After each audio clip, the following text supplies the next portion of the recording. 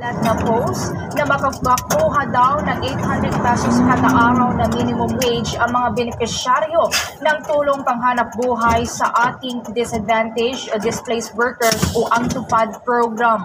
Iginiit ng ahensya na ang minimum wages para sa naturang programa ay nakabase yan sa rates na itinakda ng kani-kanyang mga regional wage boards kung saan ang pinakamataas na minimum wage sa ating bansa ay nasa 610 pesos sa National Capital Region yan. Gumamit din ng naturang post daw ng logo ng National Labor Relations Commission na isang quasi-judicial agency ng Department of Labor and Employment na mandatong magpasya sa labor at management disputes at hindi naman konektado sa TUPAD program.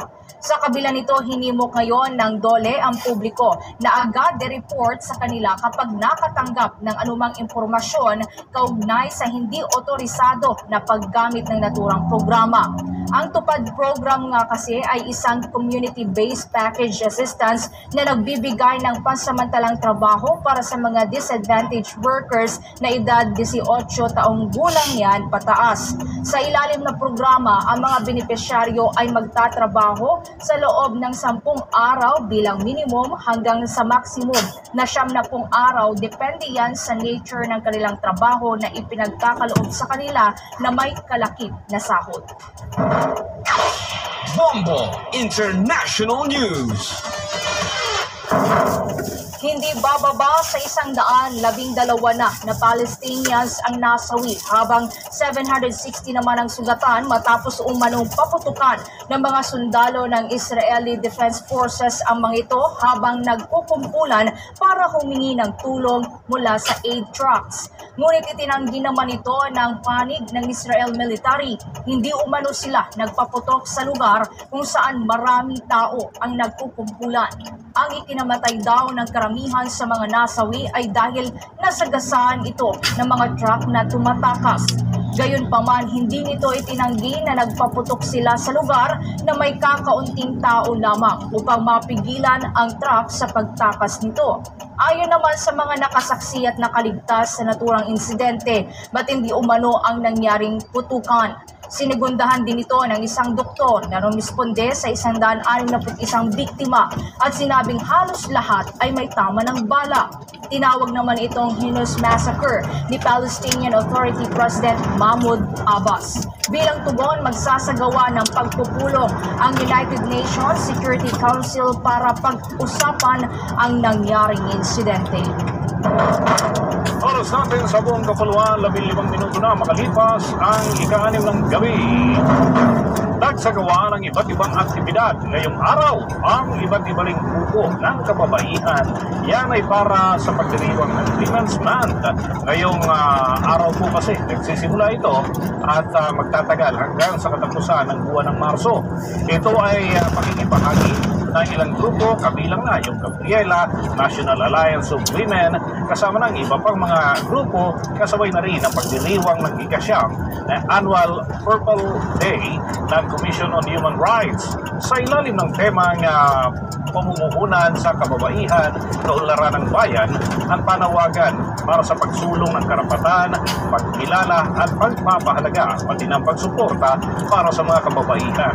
Ay nga kay Gabriela, Chairperson Gert Libang, ginugunita ngayong araw ang sakripisyo ng mga kababaihan na walang sawang nagsisikap para naman sa ikabubuti ng ating kinabukasan.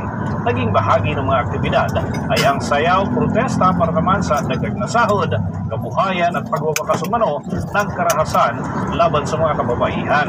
Samantala, bukod dito ay ipinanawagan din ng mga grupo na magkaisa at manindigan para naman sa International Working Women's Day. Nagaganapin naman yan sa darating na Biyernes 8 ng Marso ng taong kasalukuyan. Yan ay upang ipaglaban ng ang kabuhayan, karapatan at kalayaan para sa mga kababaihan. Matatandaan ngayong Marso ng taong kasalukuyan nga ay tanda ng ika-4 na taon na pagsuporta at pagkilala ng Grupo Gabriela para naman sa mga kababaihan. Kumuha naman tayo ng karagdagang pag-uulat mula dyan sa Senado. Senado. Ilang mga probesyon ng Cannabis Medicalization Act hindi maliwanag at hindi daw mahigpit ayon yan kay Senator Amy Marcos. Samantala naman, Senador, nais na masiguro na may safeguards at safety nets ang Cannabis Medicalization Act upang hindi ito maabuso. Kaugnay niyan, may karagdagan pang pag-uulat si Bongo JC Caltex. Iginiit ni Senadora Amy Marcos na hindi maliwanag, hindi mahigpit ang ilang mga provisyon ng Cannabis Medicalization Act ng Senate Bill 2573 dahil na hindi nito paglagda ng committee report. Pamila si Marcos, naigpitan pa ng gusto ng sinusulong sa Senado ng naturang panukalang batas. Pero si Senadora, meron siyang sapat na kaalaman sa compassionate use ng marijuana dahil siya isang glaucoma patient at ang medical cannabis nire-reseta talaga sa mga pasyenteng may glaucoma. Patinyaan niya ang magandang intensyon ng panukala, ngunit napukulangan siya pagdating sa regulation, control, enforcement, at pagpaparusa sa nalalabag. Pag napatunay hindi pala para sa medical gagamitin ng marijuana, ikinababahala rin ito kung hindi ito todong pag-iigpit sa paggamit sa marijuana bilang panggamot sa iba't ibang mga sakit ay maaaring matulad ng Pilipinas sa ibang mga bansa, kaya ng Estados Unidos at Thailand na nagagamit ang marijuana sa recreation. Nagpaalala pang senadora, minsan na rin sinabi ng mga doktor na itinuturing na gateway drug ang marijuana sa pinagbabawal na gamot at napakadali rin kumuha ng peking PWD ID para magkaroon ng access sa medical cannabis. Palagay ko okay, pero detalyahin pa natin ang todo-todo para mahigpit na mahigpit siya. Kasi hindi klaro sa akin kung sino ang mamamahala, sino magpaparusa, sinong huhuli, sino magde-determine kung talagang medical, ano yung gagawin pag nahuling hindi pala medical. Ang hirap kasi ng enforcement niyan nakita ko na. So dun sa wala yun, hindi klaro. Pero it's not clear to me kasi who's the one in charge. And the enforcement aspect, I also need to see because it has repeatedly failed in many jurisdictions. What has failed is the limitation to medical use. Sasabihin medical use, pero sa bandang uli, nagagamit sa recreational at iba't iba pang use. So regulation and control, dapat bantayan.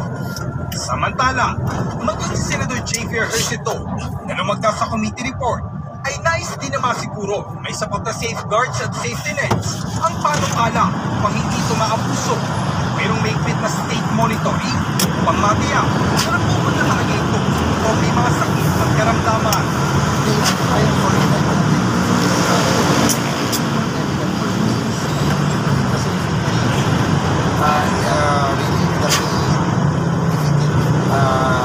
prolong the life of patients, why not? Unang-una, yung problema lang naman dyan yung abuse. So we just have to put the safeguards and mechanisms to make sure that it is not abused. At saka medical lang to, medical cannabis, no? Hindi naman to recreational. So kailangan lang talaga malagay safeguards. And I have a personal experience because my sister-in-law, yung ipag ko, is an epileptic. No, talagang dati, talagang pag ina-atake yun, madalas, talagang frequent, halos araw-araw, talagang grabe, nakakatakot eh. Hindi mo alam kung magsusurvive. Para sa Bongo Network News, ako si Bongo JC Caltex nagtapulat para sa #1 in most trusted radio network in the country, Bongo Radio Philippines, Basta Radio. Bongo! Naghatid na yan sa atin sa oras ng 20 minuto na, makalipas ang ika-6 ng gabi. Pinuri ng opposition leader ng Australia na si Honorable Peter Dutton, itong si Pangulong Ferdinand Bongbong Marcos Jr. Yan ay bunsod na rin ang ipinakita nitong katatagan upang ipaglaban ang soberanya ng Pilipinas. Yan ay sa harap ng Australian Parliament at inihayag na ni Dutton na kanyang pinupuri si Pangulong Marcos ng Pilipinas dahil naman sa ipinamalas nitong tapang upang protektahan ang territorial rights ng ating bansa at sa patuloy na commitment nito para sa rule-based international order. Batid anya ng Pilipinas na pagbabantang natatanggap nito ay tunay. Inaalala pa ng opposition leader ang ganito mga pahayag ng Pangulo na binigkas noong nagdaang taon para sa kanyang State of the Nation address na anya'y umani ng masigabong palakpakan. Sinabi ni Jack na dapat lang na magsama-sama ang RTI partners and friends at magsalita din ng buong tapang na bigyan tugon ang mga akto ng mga pananakot. Hindi naman sangayon si dating Senator at Liberal Party spokesperson Laila De Lima na isama sa darating na 2025 midterm elections ang plebisito para sa charter change. Ayon kay De Lima, walang dahilan upang baguhin ang konstitusyon dahil malinaw na para lamang ito sa pansariling interes ng mga nagsusulong sa naturang panukala. Sinabi ng dating opisyal na diskarte lamang ito para maisulong ang charter change lalo't hindi malinaw sa mga tao kung economic provisions lamang ba ang layunin nito.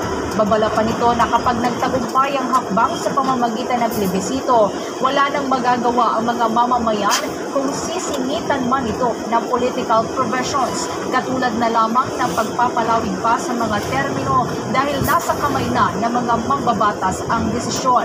Iginit pa ng dating senador na delikado pa rin itong economic charter change dahil posibleng makontrol ng mga dayuhan ang edukasyon. Halimbawa na lamang ng pagpapaniwala sa mga estudyante na pagmamay-ari ng China ang West Philippine Sea o iba pa. Una rito nga ay hinimok ni Pangulong Ferdinand Marcos Jr. ang Commission on Election na pag-aralan ng posibleng pagsama ng plebisito sa eleksyon sa susunod na taon para makatipid. Sa karagdagan nating balita, nakatanggap ang Department of Education ng ilang reklamo. Yan ay may kaugnayan doon sa pagbibenta o mano ng mga tauhan ng paaralan at pag-aatas sa mga mag-aaral na bumili ng booklet o kaya naman ay workbook. Yan ay para sa Catch-up Fridays din sa iba pang mga aktibidad mismo doon sa mga paaralan. Muling binigyang diin ang kagawaran ang ganitong gawain ay mahigpit na ipinagbabawal. Ang Catch-up Friday, mga kabombo at iba pang mga aktibidad para sa paaralan ay hindi dapat na kasangkutan ng mga gastusin mula sa bulsa ng mga magulang. Pinalalahanan pa ang mga magulang at mag-aaral na huwag tanggapin ang mga hindi otorisadong transaksyon. Sa ngayon ay sinisimula na ng Department of Education ang investigasyon ukol pa rin sa naturang usapin. Ang sinumang individual na mapapatunayang nagkasala ng naturang pamamaraan ay maharap sa naangkop ng mga parusa ng kasong administratibo. Hinikayat naman ng Department of Education ang publiko na direktang iulat ng mga katulad ng presidente sa opisina ng kalihim upang ito ay mabigyan ng angkop na tugon.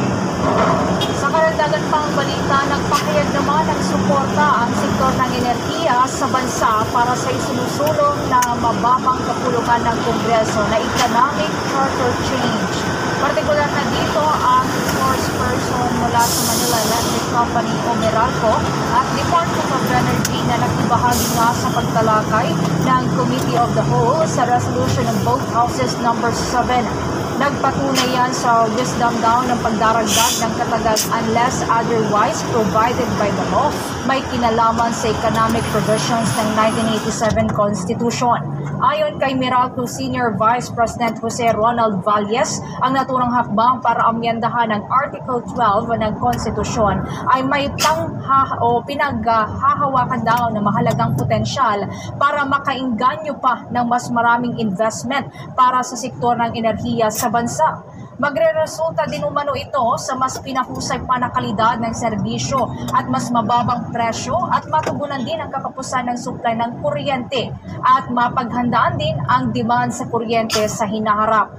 Samantala, suportado din ng Department of Energy ang pagtanggal ng economic restrictions sa saligang batas. Para suportahan ang posisyong ito, ipinaliwanag ni Department of Energy Undersecretary Sharon Garin na nasa 1.5 million ang job openings bilang resulta daw yan ng naging desisyon ng pamahalaan na payagan ang 100% foreign ownership sa renewable energy sector simula pa noong taong 2022.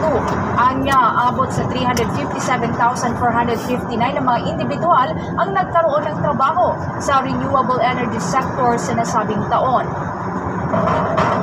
Samantala, Nagpapala naman ang Department of Science and Technology na maaaring maranasan ang matinding init ng panahon na papalo sa 40 antas ng sentigrado sa ilang lugar yan sa Northern Luzon, partikular na sa Cagayan Valley Region. At sa Abril o kaya naman ay sa Mayo mararanasan ang naturang matinding init ng panahon.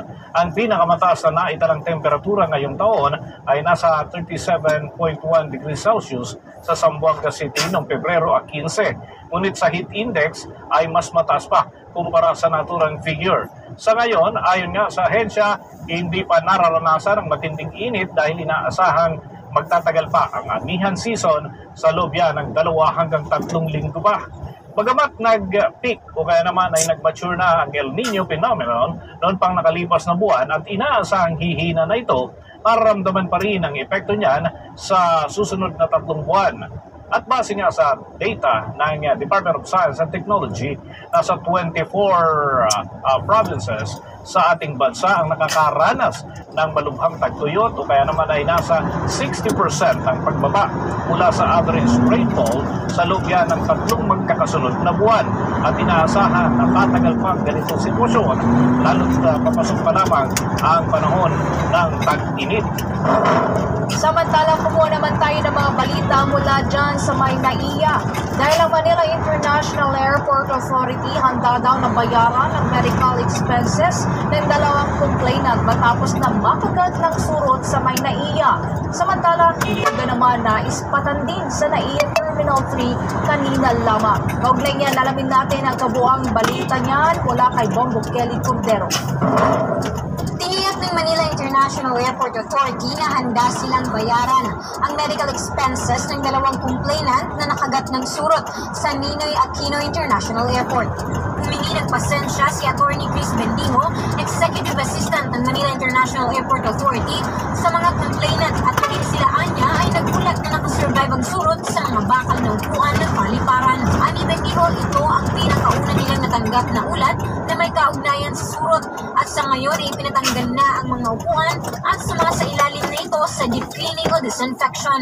Nang matanggap mo nila ang ulat ay agad na nagpatawag ang General Manager ng security meeting at inatasan ng mga terminal managers na imbestigahan ang naturang kaso. Paliwanag ni Bendijo, quarterly ay tinatanggal ang mga upuan sa airport at sumasailalim ito sa 3-day process na deep cleaning gamit ang mga chemicals. Sa pakikipag-ugnayan umano nila sa pest control service provider ng NAIA, napansin na tila mas malaki ang uri ng surot na ito kung ikukumpara sa domestic na mga surot. Maliban rito, matapos lumabas ang balita tungkol sa mga pasaherong na paulat na nakagat ng surot, mabilis din na tinanggal ng operator ng paliparan ang dati nitong ipinagmamalaking mga rattan chair na naging palamuti na sa Ninoy Aquino International Airport Terminal 2. Ayon kasi raw sa pest control service provider, prone to infestation ang mga rattan chair. Kinumpirma ng Manila International Airport Authority Media Affairs Division na ang lahat ng rattan chairs ay inalis at subject to disinfection na.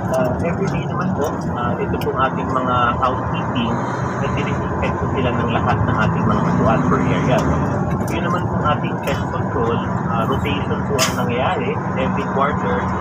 Typically po, nang pinuput out nila itong mga gang chairs na ito at sinesprayhan po nila ito ng mga chemical upang mamatay ang mga peste. So, ngayon po, ito pong mga service agreements na to, aaralin po natin kung kailangan bang mas dikit po yung interval, no?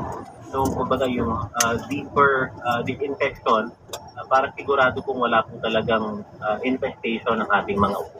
Samantala, matapos ang isyu sa surot, kanina naispatan rin ang isang daga sa NAIA Terminal 3. Trending ngayon online ang post ng netizen kung saan nakuhanan niya ang video ang tila gumagalang daga sa paliparan. Kwento ng uploader, papunta raw sana sila ng Singapore nang makita niya ang daga, kaya niya ito na videohan. Nakuha niya raw ang eksena sa boarding gate 102. Sa ngayon, wala pang opisyal na pahayag ang Manila International Airport Authority hinggil sa naturang bagong video. Para sa Bongo Network News, Bongo Kelly Cordero nag-uulat para sa #1 and most trusted radio network in the country, Bongo Radio Philippines. Basta Radio, Bongo! Ayun, dapat talaga mag-ingat kahit nandiyan sa paliparan dahil mahalagang ating kalusugan. Ang Health News ay inihatid sa inyo ng Cherry Samantala sa mga karagdagan nating balita. Malapit na manong makumpleto ang second phase ng Wawa Bulk Water Supply Project o kaya naman ay Upper Wawa Dam sa probinsya ng Rizal. Ang naturang proyekto mga kabombo, ang pinakamalaking water supply infrastructure na proyekto para naman sa kasaysayan ng Pilipinas. Ayon nga sa Wawa Company na may hawak nito, 93% ng kumpleto ang naturang proyekto as of February 28, 2024. Merong kapasidad ng naturang dam na 17 million liters kada araw na magbibigay naman ng steady source para naman sa raw water at ganoon din yung mapababa din ang pagdepende sa hanggat at iba system. Sinabi din ng kumpanya na sa pamamagitan ng Upper Wawa Dam, maaaring mapawi at mapawi yung pangamba ng mga kababayan natin sa hamon na may kinalaman sa climate change. Kagaya na lamang ng prolong na dry spell na inaasahang idudulot naman kapag kami na tumatamang kagaya ng El Niño phenomenon. Maiwasan din niya ang krisis sa tubig dito sa Metro Manila at mga karating pang probinsya.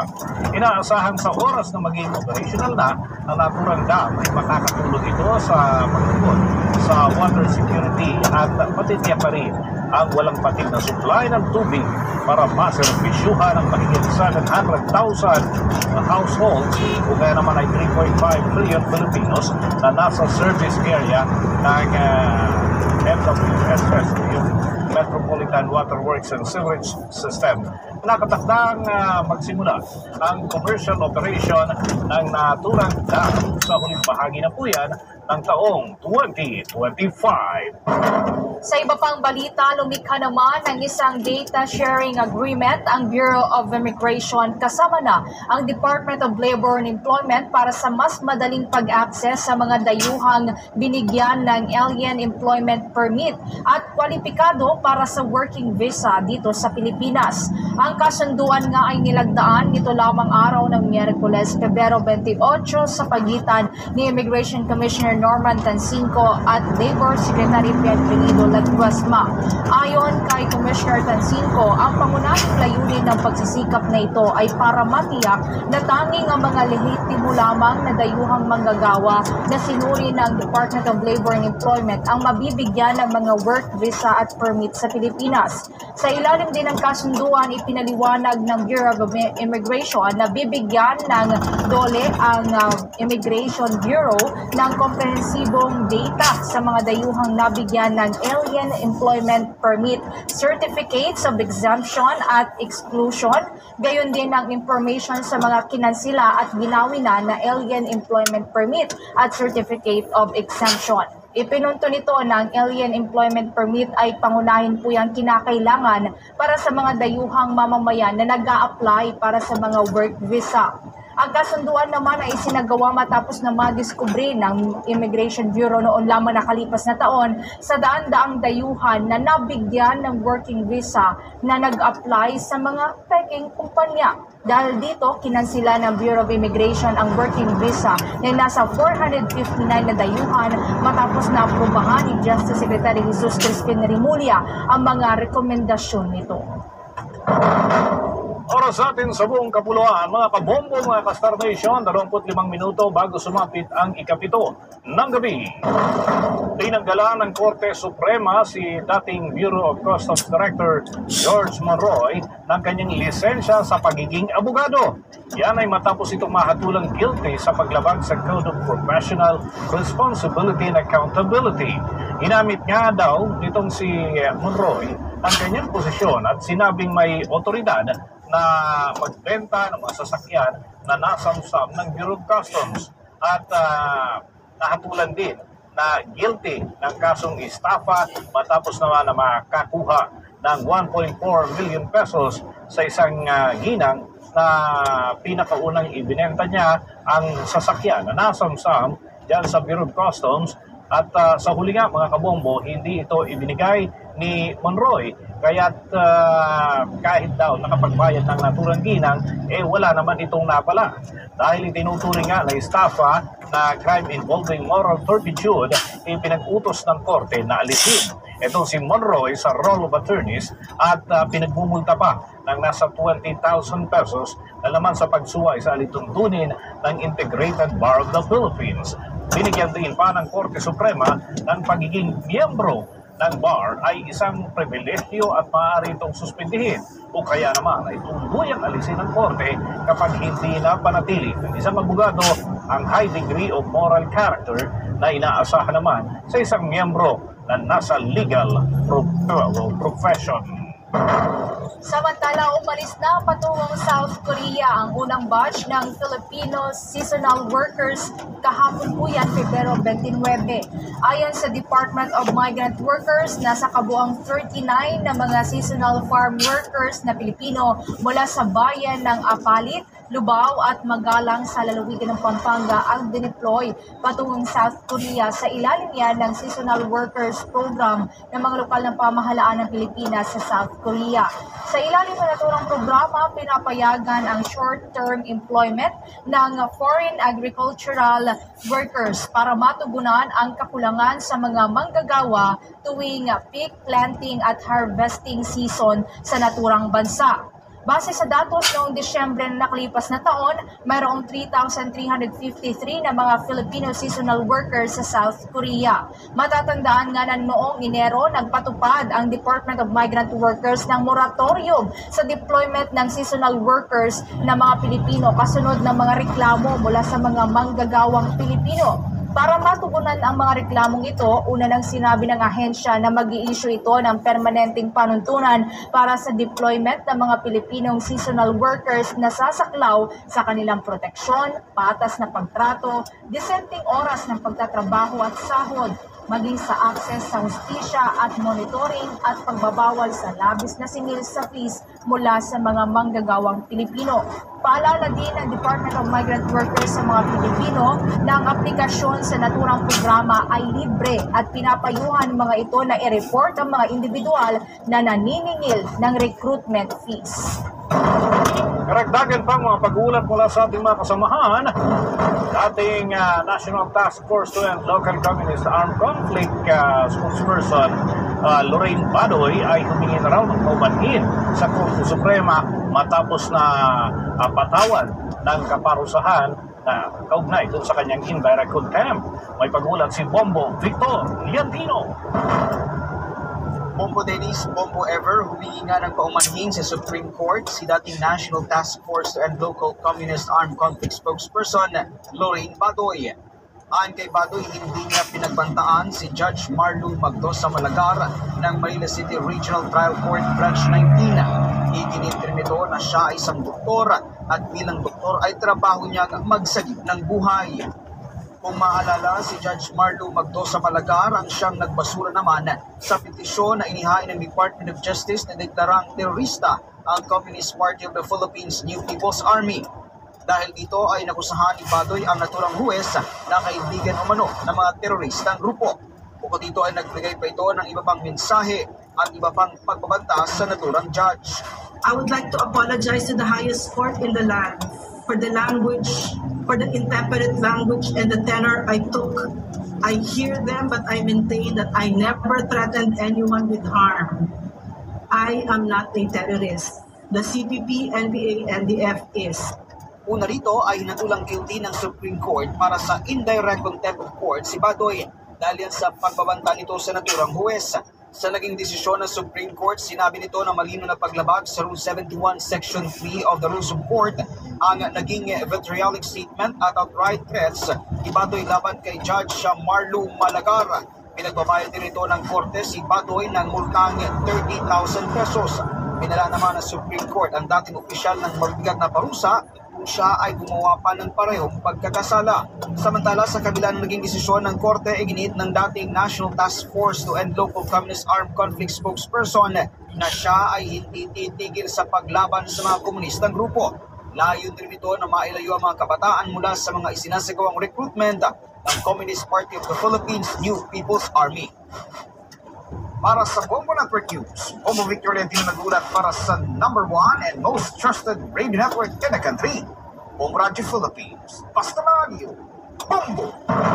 Sa iba pang balita, bumaba na ang naitalang mga kaso ng dengue dito sa Pilipinas. Base sa datos ng Department of Health noong Pebrero 23, nakapagtala ng 5,267 na kaso ng dengue mula Enero 28 hanggang Pebrero 10. Mas bababa na ito mula sa 7,434 na kaso na naitala noong Enero 14 hanggang Enero 27 ng kasalukuyang taon.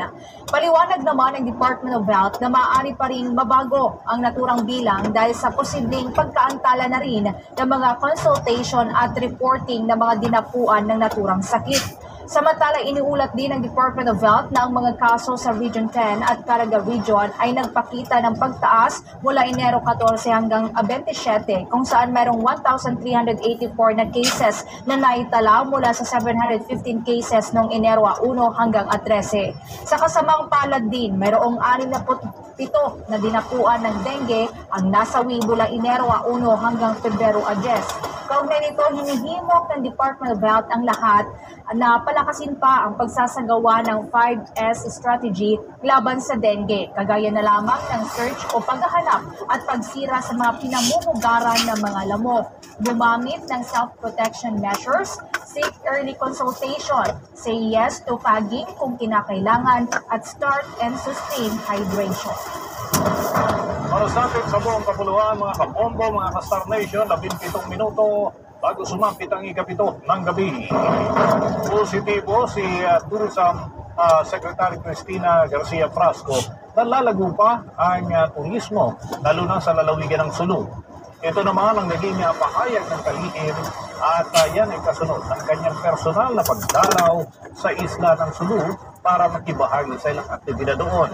Anya kay Secretary Frasco, ang gumagandang peace and order situation sa naturang lugar at ang natural na ganda ng probinsya, ang malaking asset ng naturang probinsya ay mainit na pagtanggap ng mga tao doon sa mga bumibisita ay malaking bagay yung para makahikayat pa ng mga bisita at yan ay may kinalaman doon sa pagpapalakas ng turismo.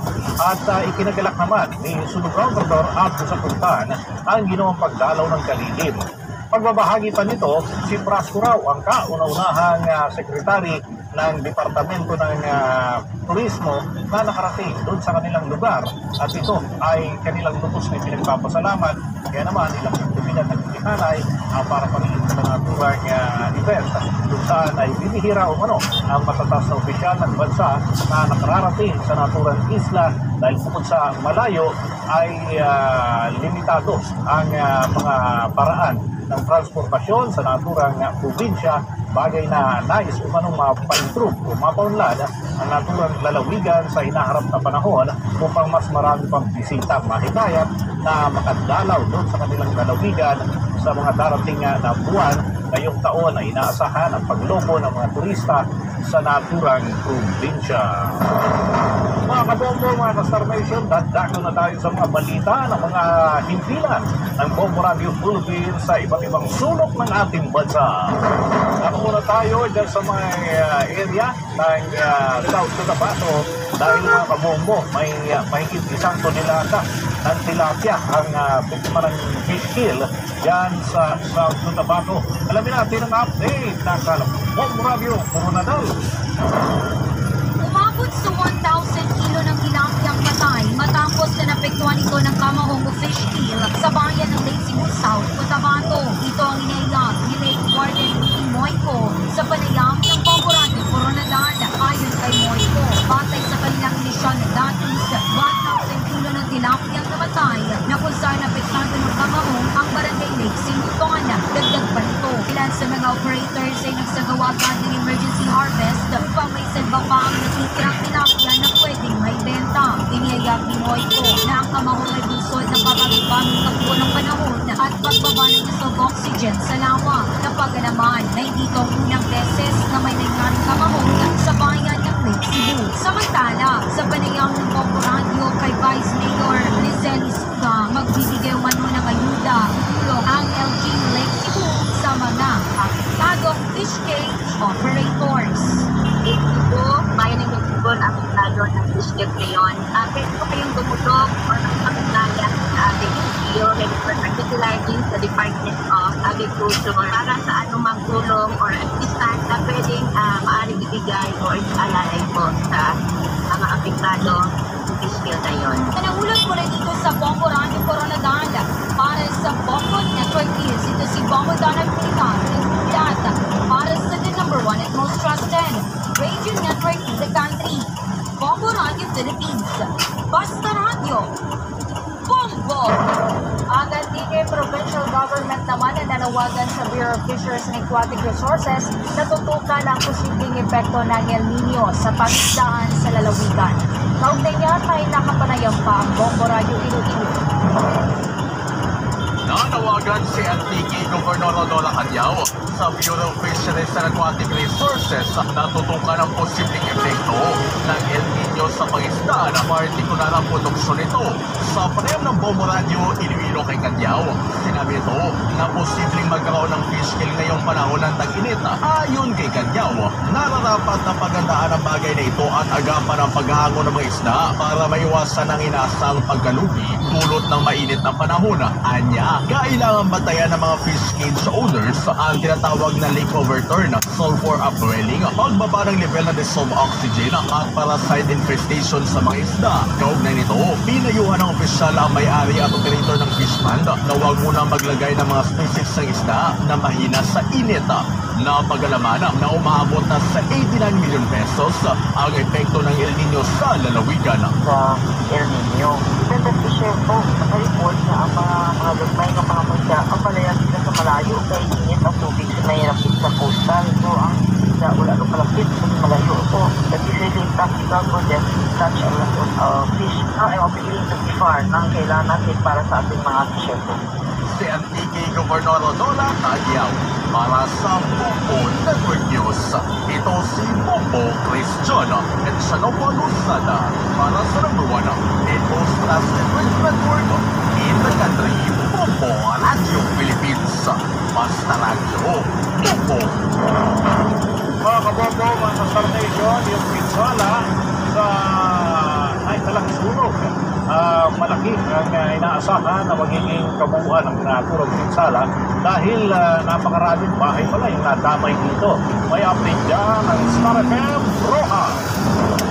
Umabot na sa 1.5 billion pesos ang halaga ng pinsalang iniwan ng nangyaring malawaking sunog sa Rizal Street, Barangay 7, Rojas City. Ito ay ayon kay Fire Superintendent Genevieve Masip na makapanayam ng Star FM Rojas. Dahil sa record ng Bureau of Fire Protection, nasa 85 kabahayan ang nasunog, kung saan 83 dito ang totally damaged at 2 naman ang partially damaged. Dagdag pa dito ang 385 mga individual na apektado ng sunog at 2 senior citizen na italang patay. Kaugnay nito, agad na idiniklara ng lungsod ang state of calamity sa nasabing barangay para mapabilis at padagdagan pa ang mga tulong na maibigay sa mga residente na apektuhan ng nasabing trahedya. Maliban sa mga pagkain, nakatanggap na rin ang inisyal na cash assistance ang mga nasunugang residente. Kung matatandaan, matapos ang nangyaring sunog, agad namang nagpadala ng tulong ang mga opisyal at mga pangyasyang ng gobyerno sa pagmumuna ni Rojas City, Mayor Ronnie Malimas.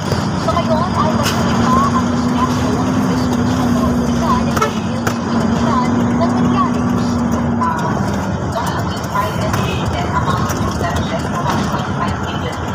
So, a total of 85 houses ang ating na-involved diri, wherein 83 are total damage, kasi that na partial damage. And based on sa records ng ating DSWD, a total of 385 individuals ang na-apektuhan sa sunog last February 20. At yung nagsisabalog dito, sinigbitan ng Star FM Rojas, Star DJ Justin Naluto, and Girls Justin bringing up Philippines. Radyo, Bongo.